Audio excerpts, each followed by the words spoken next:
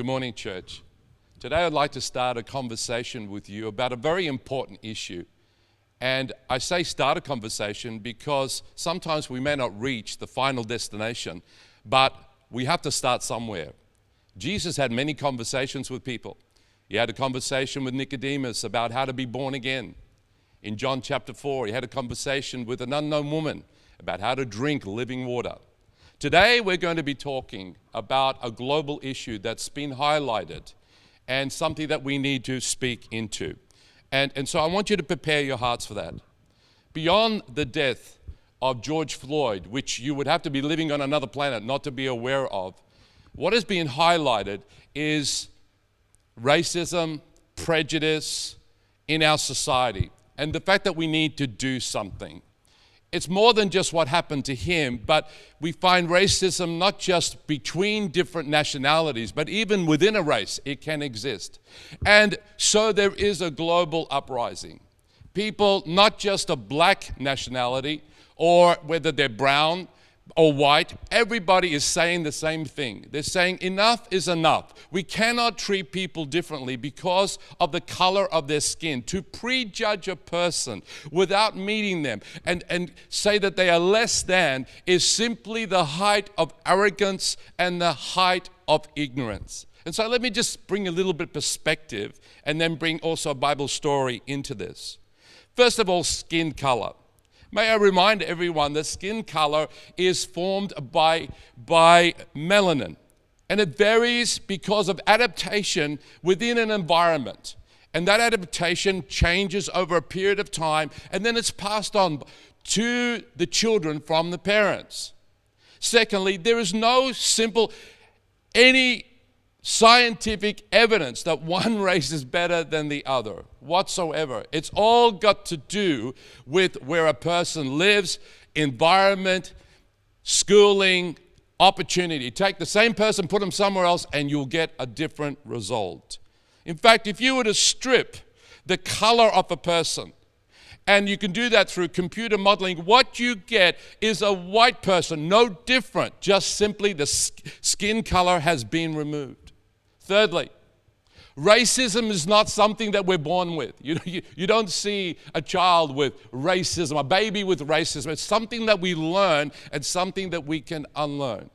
And the fourth perspective I want to bring is this, because we're having a discussion, and that's this: don't become distracted by some of the extreme elements that we're actually seeing in society. I know that there are people who are defacing monuments and politicians' monuments, and some of them have had nothing to do with slavery, nothing to do with colonialism, and it's taking it too far. It can actually be a distraction. Let's get back to the main issue that God seems to be highlighting, and that is we need to address globally as a church, as a community, the whole aspect of racism, discrimination, prejudice. And by God's grace, we will do this.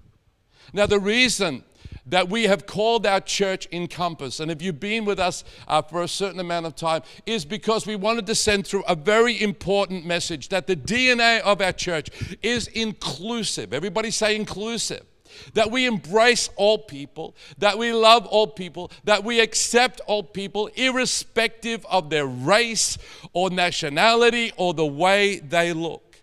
And so many churches may not want to speak into this issue. They may remain silent, but we don't have an option because it goes against the very DNA, the very culture of our church that is inclusive. In fact, if you were to walk into one of our churches, whether it's Mernda or Bundoora, you would see masses of people, black, brown, and in between, people that we love, beautiful people who love God, who love our church, who bring such spice and color into our church. In fact, we believe that is a microcosm of what heaven's going to be. Let me read a scripture to you. Revelation chapter 7, verse 9. And it says, and after this I looked, and behold, a great multitude that no one could number, from every nation, tribe, people, and language, standing before the throne. The global church, the universal church that will be before the presence of God for all of eternity, is of different race, different color, and that's God's ideal. It's always been God's ideal. In John chapter 17, we have the intercessory prayer of Jesus for the global church. And this is what he prays. For every nation, every nationality, every race that forms the church, he says that they may be one, even as we are one. Do you understand that in God's heart there is not a hint, there is not even a trace of discrimination or partiality or racism, but he loves all of God's people being together no matter what their background is. There is no place, and you can write this in your chat box, there is no place for racism in the church. Now last week, Pastor Joel Chalai was with us, and we enjoyed his ministry. He was brilliant, and so many people spoke about how meaningful it was, and he touched on the Good Samaritan. But today I want to go back to that story, look at it a little bit deeper from a different perspective, and then we're going to have some stories from people in our church, and they may surprise you, it may shock you, but this is the reality of what's happening in our society. Now, I want to be really upfront with you when it comes to the whole topic of racism and prejudice and discrimination. It's something that the more I learn about it, the less I know, but I'm willing to learn. I'm asking questions. I really want to be more aware. I want to understand more. I want to be more responsive. And all of our staff are exactly the same. Today, let me just position this. I'm not being political. I'm not being a social activist, far from it. I'm not just simply wanting to address something which has become trendy at the moment, but I do believe that God, through the death of George Floyd, is saying something to the global community and is saying something to the church that needs to be heard. Listen to this scripture.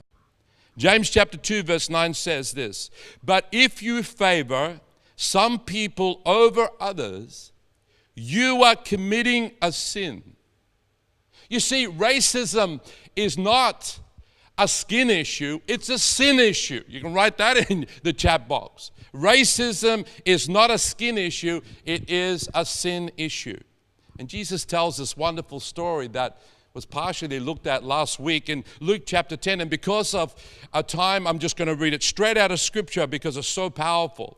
Luke chapter 10, verse 30 says, "And a man was going down from Jerusalem to Jericho, and he fell among robbers who stripped him, beat him, and he departed, leaving him half dead. And by chance a priest was going down that road, and when he saw him, he passed by the other side. And so likewise, a Levite, when he came to the place and saw him, he passed by the other side." Here we have a priest, a Levite, both of them Jews, both of them religious people. They heard something from a distance. They saw this man from a distance, but they decided to move away from him rather than move toward him. And then comes the Samaritan. And he does something which is totally unexpected, and that would have shocked his Jewish readers and those who were listening to him, listening to Jesus tell this story. They would have been awestruck by what he said. It was totally unexpected. The Samaritan who, for centuries, there had been this antagonism between the Samaritans and the Jews. There was mistrust. There was a lot of bad blood. There was cynicism. There was hatred. He, instead of moving away from this man, he moves closer to him. And so my first point in the story is draw closer. Luke chapter 10 verse 33 says this, "But a Samaritan, as he journeyed," everybody say the next words, "came to where he was." Maybe he heard him from a distance say, "Help." Maybe he was saying, "I can't breathe." Maybe he was crying out for his mom. I don't know. But he was in the throes of death. The Samaritan had every reason to move away, but he moves toward him. The second thing I notice here is that he listens and he observes. He comes close enough to have a conversation. Maybe he asked him, "What happened to you, man?" He says, "I was robbed. They took everything from me. They stripped me. They left me here half dead." He sees the wounds. Here's the question I asked myself when I read this. this scene and this story, did he intend to help this man from the beginning? Or did a change of heart occur? I believe a change of heart occurred as he drew close, as he listened, and as he observed. Because it says here in Luke chapter 10, verse 33, and when he saw him, he had compassion on him, and his heart went out to him. As he drew near to him, he forgot about his race, he forgot about his nationality, he forgot about all the antagonism between these two races, and I believe that he began to ask himself this question: how would I feel if I was in his situation? And that's always a great question to ask when it comes to racism. How would I feel if I was them? And maybe he asked the second question: what would I want this man to do if I was in his situation? So his preconceived ideas about the Samaritan, all of the hatred, all of the mistrust, all of the suspicion were put aside. And the reality is, friends, that all of us can have preconceived ideas about people. I have them, you have them. Some of them have been passed down through generations. In fact, my family had certain preconceptions, prejudgments about people from different races. And the media doesn't help as well. It somehow stereotypes different people and always emphasizes their nationality. So for example, let's have a bit of a conversation here. If I was to ask you to complete this sentence, what would come to mind? If I were to say to you, black people are, what's the first word that comes to you? Or Arabic people are, Chinese people are, Indian people are.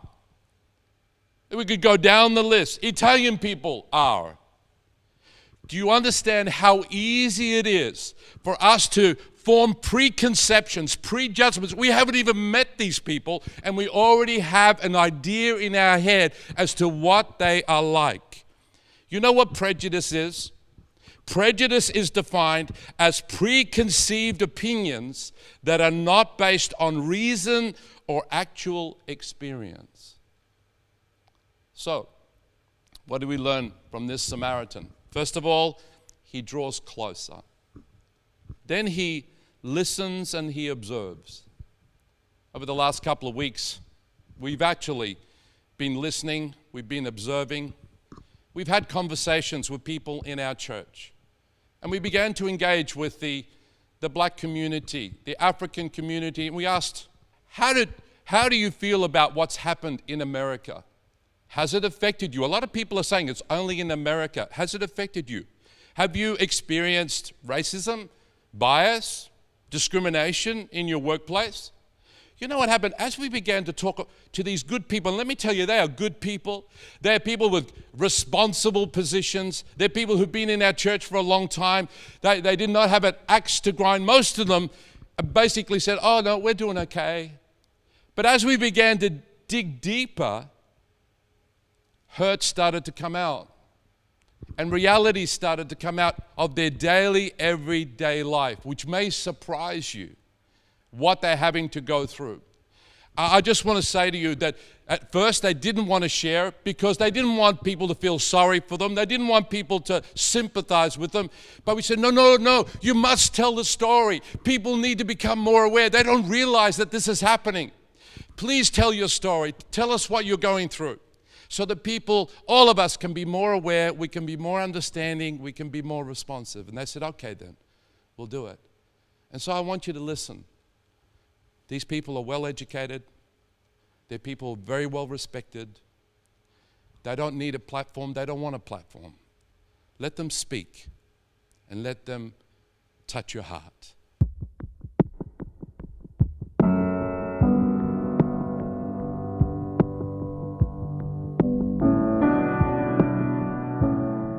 Hello, my name is Modupe Adetayo. I was born in Australia many moons ago and went back with my family back to Nigeria when I was a baby. I've come back to Australia and I have raised my family here with my husband. My name is Matthew. I was born in Zimbabwe.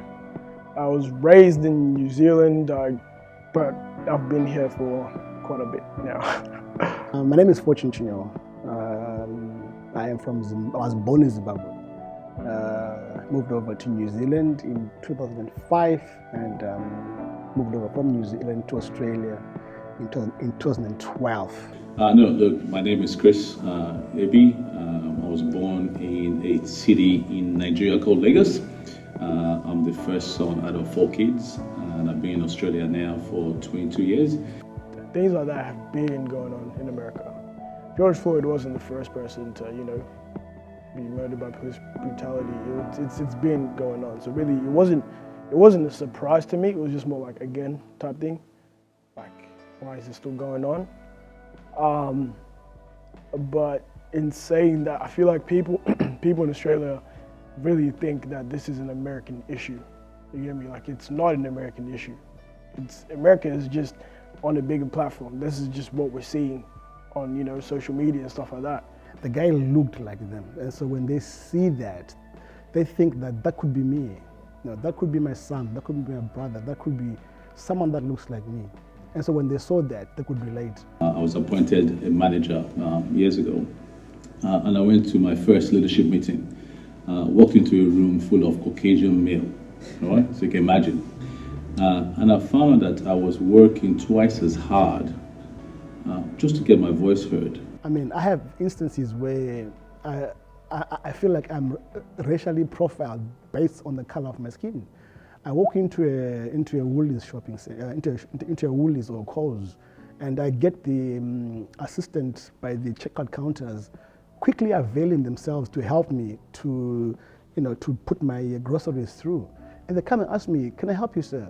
And they stand right a meter away from me, and you're wondering, there are 4 people out here who are doing exactly what I'm doing. Go and help them. The reason why they're there to watch me is because they think I'll steal stuff. You walk into a shop in the mall, and the assistant in there is quick to come and offer you help, which you even ask for. And you ask yourself, of all the people in here, why me? I had been coordinating a particular program, so I've been talking on the phone to a particular person for some time. And then when it came time for us to meet face to face, and I introduced myself and explained what we had been talking about over the phone previously, I could tell she was taken aback. I don't think she was expecting that she would be talking to me, an African. And I happened to have a colleague with me, a younger colleague and a less experienced colleague. So what I noticed was that the questions she was asking about the program to set up was toward my white colleague and not to me, even though we had been having that conversation before that time.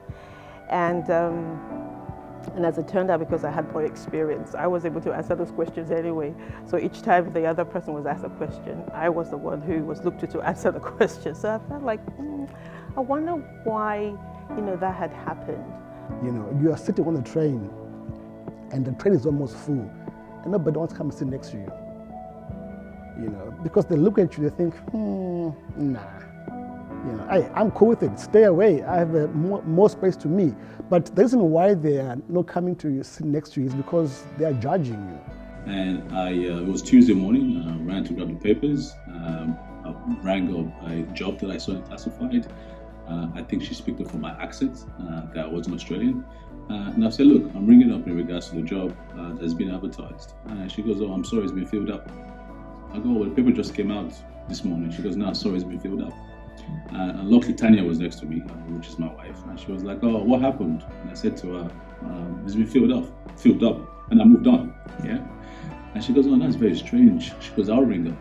So Tanya actually rang up, and because yes, we're taking applicants, and she got an interview for 1 p.m. on the same job I applied for previously. And obviously, Tanya saying to the woman that you're just being racist. My husband rang 5 minutes ago. And you actually said to him, there's no job opportunities been filled up, but now you've given me an interview for 1 p.m. You're being racist. A lady came to our house to witness to us, And after a few exchanges, the comment she made to me was, who and where did they find you in Africa? You know, to this day, I remember that incident because I was like, really? Why do you think somebody found me? And why do you think I speak your language? How did I learn your language so quick if they found me somewhere? Or no, if we're in a group of, like in a large group of people walking together, we know just to like split up because of the way it looks. You get me? And to me, I've actually never thought about that until obviously this stuff started happening. I'm like, why do I have to do that? Like, I may not be doing anything wrong, but just because the color of my skin is darker than yours, I don't want to be seen as, you know, I'm walking around trying to cause trouble or something like that. So my two girls, in particular, I had experiences when they were in kinder. This would have been pre-prep, so like between 3 and 4. One of them had been told by another kid that her hair was ugly. And so when she told me at home, and I had this look of, you know, outrage, and I said, oh really? Did she say that to you? How old is this child anyway? Or 4? I said, okay. Now, do you remember when Auntie so-and-so said your hair is beautiful, and I made your hair, and your dad said your hair is beautiful? Who would you believe? Would you believe the 4-year-old or what the adults have told you you're beautiful? And so we talked about that, and for her, that felt empowering. And she'd been able to say to the child, my mom said my hair is beautiful. And then my younger one once had another child in kinder tell her, oh, look, your palm's light, and that don't worry, the rest of your skin will eventually turn white as well, like your palm. And so she told us that again, and we spoke to her about her skin. And I think they've got a couple of comments about their skin as well. So even from an early age, you have to explain what the melanin content in their skin is about, and how there are advantages as well. You know, you don't need to use sunscreen, and you're not likely to get skin cancer on your dark skin, and God has blessed you with this beautiful skin. So we've had that space of dialogue with our children. And as they've grown up, we've observed that the issues of obviously have become a bit more tense and a bit more impacting. So we've just ensured that we've allowed them to talk about their discomfort or their anger, and support them, you know, with that. And I tell them, regardless of the color of their skin, they need to be proud of who they are. And also, they need to make sure they study and work hard, because nothing is going to come easy for them because of the color of their skin. So they need to be prepared for that. I'll give you a story. My 11-year-old was 8 when this happened. He came back from school and he ran into the shower. And if you have an 8-year-old boy, you know, the last thing they want to do is have a shower. Yeah. So he's going to the shower, and I was like, oh, that's strange. He's going to have a shower. I hassle him every minute to have a shower, and he tells me he doesn't want to. And I walked into the shower, and I noticed he was having a shower, but he was scrubbing his skin vigorously, hard, like with a sponge. He was really scrubbing, and he was crying in the shower. And I was like, oh, what are you doing? He goes, I'm trying to get the black off. I'm like, what do you mean trying to get the black off? He goes, the kids at school don't want to play with me because I'm black. And he was there, scrubbing his skin, trying to get the black off because he wants to be accepted at school, because he wants his friends or kids at school to play with him. And as a Christian family, we've given them this broader outlook as well as to how, you know, if people do not have the grace of God in their hearts, then there's the potential, you know, to deal harshly with a different person or the other person, but that we are trusting that by God's grace we're able to engage other people graciously, and we should also be gracious in our response, you know, to other people. To just make that awareness out there so people can understand. It's not about just having a black friend. It's about having a black friend, understanding what that friend goes through. We don't bite. Contrary to popular belief, we don't eat people anymore. We are just like you, just a different shading. You know, when you see an African person, don't prejudge them. You're doing yourself a disservice because you don't know what they have. You don't know where they've been. They might actually teach you a thing or two. You know, they are just like you, or your neighbor, or your uncle, or your cousin. They're just another brother in the congregation, or another sister in the congregation. The African community, for example, understand that they're welcome, they're esteemed, they're respected within our church. Because I feel like a safe place to promote dialogue is very important, and that's what I would encourage, Encompass to continue to do. Speak what's on your mind. Like, if you genuinely want to know, why can't I say, why can you say nigga and I can't say nigga? Just ask a simple question. That's the only way you're going to learn. Instead of trying to beat around the bush, just ask what's on your mind. But you also do need to come with this sort of form of respect when you're asking that question. Or trying to find, again, it comes back down to education, all right? With education comes questions, all right? So you need to ask questions for you to become educated. So in my opinion, I think just asking questions, really, just genuinely, if you want to know how you can help, try and understand where a black person's coming from. And how do you do that? By asking questions that you're not sure of.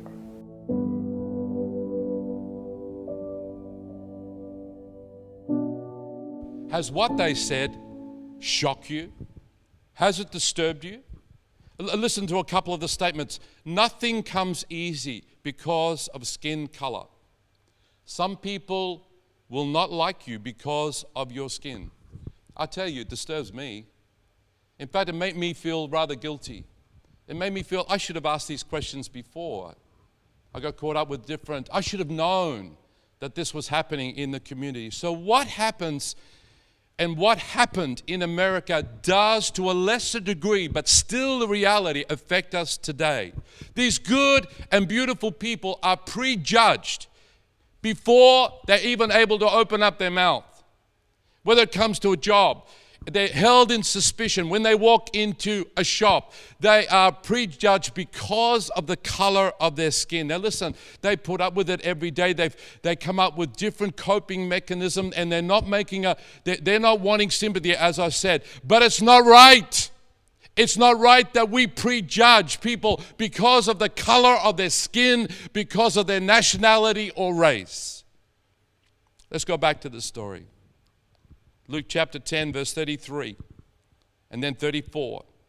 And it says, and the Samaritan went to him and bound up his wounds, and pouring on oil and wine, and then he set him on his own animal and brought him to an inn and took care of him. He responded with kindness to this Jew.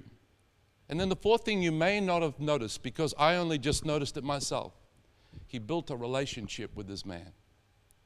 In Luke chapter 10, verse 35, it says, and then the next day he took out 2 denarii, which was 2 days' wages, and gave it to them, the innkeeper, and said, take care of him, and whatever more you need, I will repay you. I want you to say these words, I will repay you when I come back. Everybody say, when I come back. You see, wasn't just a post that he put up there. It wasn't just an act. He is building a relationship with this man. These two most unlikely people built a relationship where there should have been mistrust, where there should have been suspicion, where there should have been bias, where there was a lot of bad blood. He stepped over the line. He built a relationship with him. He came back. And I guarantee you this Jewish man never forgot the kindness of this Samaritan man. So let's ask ourselves this question. What do we need to do? How do we draw close, listen and observe? How do we respond with kindness? How do we build a relationship? That's a good question that I would like to answer briefly. And I'm only going to give you 3 things. And I want to apply them to my own life, and I pray that as a community we will. First of all, it's not some grand gesture. Yes, you want to put up a post, go right ahead. You can do that. And that's fine. But it's more about changing an attitude and moving toward other people who are different to who we are. Maybe the way they look. Firstly, speak out. Whenever you see injustice, whenever you see bias or prejudice or discrimination, say something. It could be in the workplace. It could be in interactions that you have, and maybe say, look, that's that's unnecessary, or whatever. But understand this, that when you stand up, there are going to be people who will criticize you because of their narrowness of thinking and mind. But the reality is, if you stand for nothing, you'll fall for everything. We need to be people of conviction, even if sometimes we don't make people happy. The second thing that we need to do is this, is we need to seek to understand the atrocities that certain races went through. Whether it's slavery, whether it's stolen generation. Now, we're not responsible for that because we were not there.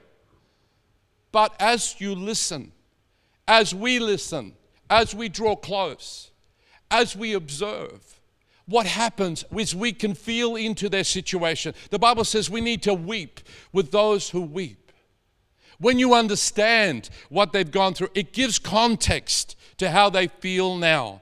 Understanding actually draws you closer to another person. And then thirdly, draw closer to them. Go out of your way. Again, it's not a grand gesture. It's not, you don't have to do big things. Just as we heard in the video, just say hello. Smile. Look at them in the eye. Shake their hand, well, at the appropriate time, when you're allowed to do so. If there's an empty seat next to them, just sit next to them. They're not going to bite you. At the end of the service, ask them how they're going. Maybe take them out for a cup of coffee. When was the last time you took out an African, an Indian, or somebody from a different nationality? Take them out for a cup of coffee. Invite them over to your home. In fact, I really believe that the white should invite the black, and listen, the other way around, black people should invite white people or brown people or whatever they happen to be. It builds relationship. And let me tell you what happens. When you draw close, when you listen, you will discover that they're just like you. They love family. They love their children. They love the church. They love Australia. Some of them like football. Some of them don't. But it doesn't matter. You will discover that they are like you. And color and nationality is irrelevant. They're good people.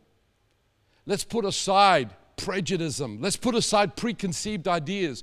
But the only way that we can get to know people is by drawing close, by seeking to build a relationship, by stepping across the line. So, as a church, what can we do?